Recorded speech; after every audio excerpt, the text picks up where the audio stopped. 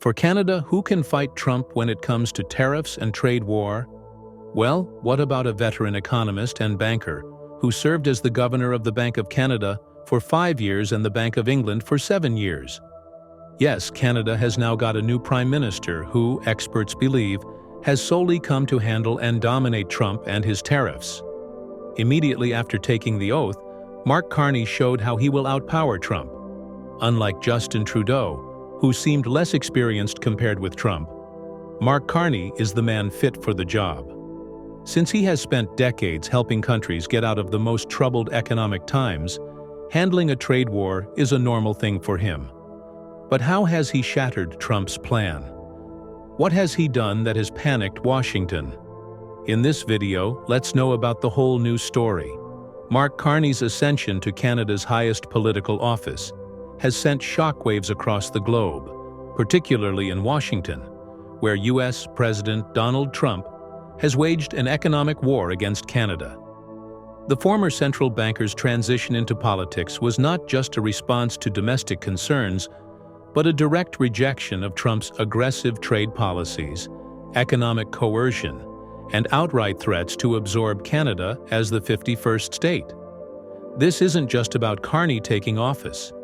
It's about Canada making a defiant stand against American dominance, shaking off its historical dependence on Washington, and reshaping its global alliances. Trump's relentless bullying of Canada, from crippling tariffs on Canadian steel and aluminum to his outlandish claims that Canada should belong to the U.S., has pushed Canada to a breaking point. And now, with Carney in charge, Ottawa is fighting back harder than ever, economically, politically, and militarily. Mark Carney's landslide victory in the Liberal Party leadership race was not just a political transition. It was a statement of defiance.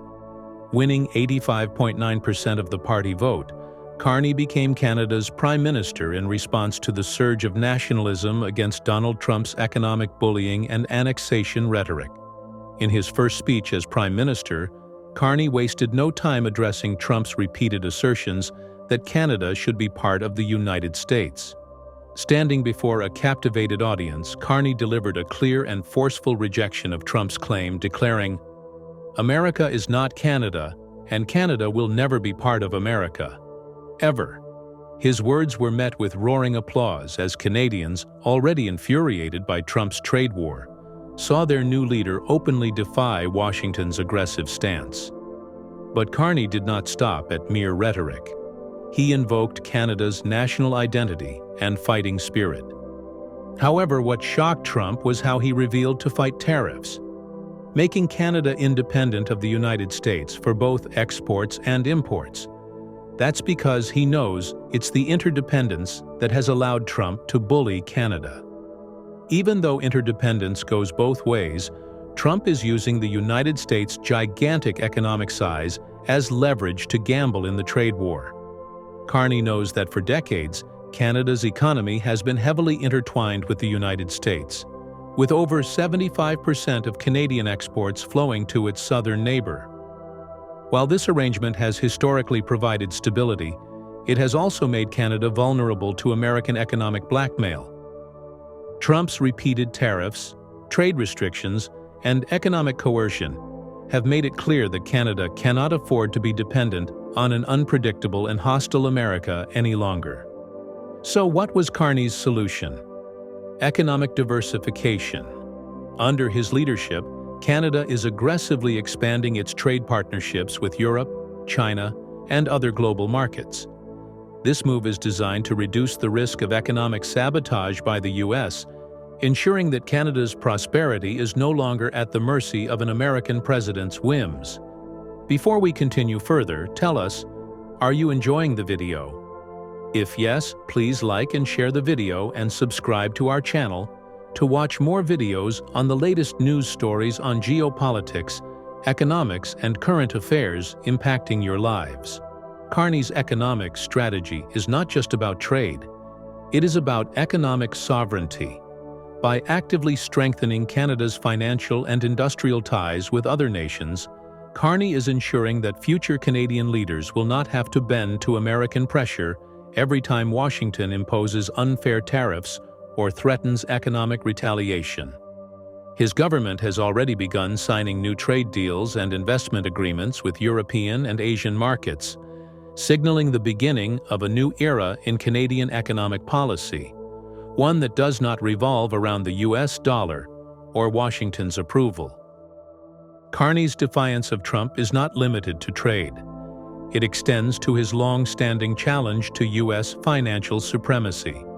As a former governor of both the Bank of Canada and the Bank of England, Carney has been one of the most outspoken critics of the global financial system's dependence on the US dollar.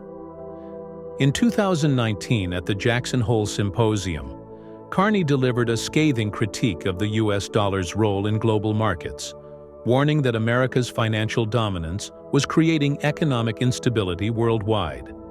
He pointed out that countries were forced to react to US economic policy shifts rather than control their own financial destinies. Now, as Prime Minister, Carney is in a position to act on this belief. His government is already exploring alternative international currency partnerships, looking to reduce Canada's reliance on the US dollar in trade agreements. By deepening financial ties with Europe and Asia, Carney is laying the groundwork for a more independent Canadian economy, one that does not live and die by decisions made in Washington. And this shift is sending shockwaves to Washington. Trump has now realized that Carney is not just rejecting American economic dominance. He is leading a global movement to weaken it. He is not focusing just on the trade war. He plans to dethrone the United States so it is not in a position to bully in the future. Knowing this might take time, Carney has already begun making Trump realize that he is no longer needed, not for trade, not for military alliance. In a historic move, Carney has decided to review and potentially cancel Canada's $13 billion contract for US-made F-35 fighter jets. This contract, which was signed under the previous government, was one of the largest defense purchases in Canadian history. Carney's decision to reconsider the deal is a direct challenge to the U.S. military-industrial complex. For decades, Canada's defense policy has been deeply tied to American military infrastructure. But Carney is questioning whether this relationship truly serves Canada's best interests. His government is now actively exploring alternative fighter jets from Sweden, France, and Germany, a move that has sent shockwaves through Washington. But why is this such a big deal? Because the F-35 is not just a fighter jet. It is a tool of American control. The aircraft's software and maintenance systems are completely controlled by Washington, meaning Canada would never have full autonomy over its own air force. More alarmingly, the U.S. could remotely disable Canada's fleet in a crisis, rendering the country's entire air force useless at a moment's notice. For a nation that has just been threatened with economic annexation by Trump, these risks are simply unacceptable. Carney's government is making it clear that Canada will not invest billions in a weapon system that Washington can control at the flip of a switch. Perhaps the boldest aspect of Carney's strategy is his plan to rebuild Canada's global alliances to counter U.S. aggression. His first foreign visit as Prime Minister was not to Washington but to Paris and London, where he strengthened ties with European leaders. This is not just about diplomacy. It directly rejects Trump's America First doctrine. Carney's visit to Europe is reviving the Carr formula, a strategy first proposed by former Trade Minister Jim Carr, which sought to unite like-minded nations into a new rules-based trading bloc. By expanding this coalition to include France, the UK, and other European nations, Carney is laying the foundation for a new global economic alliance, one that does not depend on the US dollar or Washington's trade policies. This shift can send shockwaves. If Canada successfully leads an alternative global economic order, it could significantly weaken American influence and reduce Washington's ability to use economic blackmail against other nations. For Trump, this is a nightmare scenario. You see, Mark Carney's leadership marks a turning point in the US-Canada relations. His refusal to bow to Trump's threats, fight back against unfair tariffs, and reconsider military ties to Washington has put Canada on a new path, one of economic and political independence. For Trump, Carney's rise to power is a nightmare unfolding in real time. The Canadian Prime Minister is not just rejecting U.S. economic bullying. He is leading a global resistance against American dominance. He is proving that Canada is no longer the quiet, compliant neighbor that Washington expected it to be. Instead, under Carney, Canada is becoming a fierce, independent power, unafraid to stand up to the U.S. and pursue its own path on the world stage. If Washington thought Canada would simply roll over in the face of economic pressure, it just got a brutal reality check. What do you think? Can Mark Carney make Trump realize that fighting a trade war will hurt only the United States?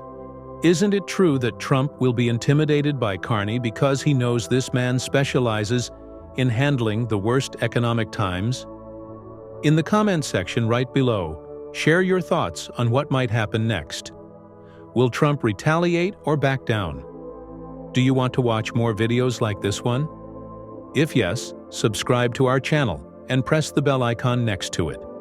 We bring the latest news stories on geopolitics, economics, changing world order, and current affairs, things you need to stay informed.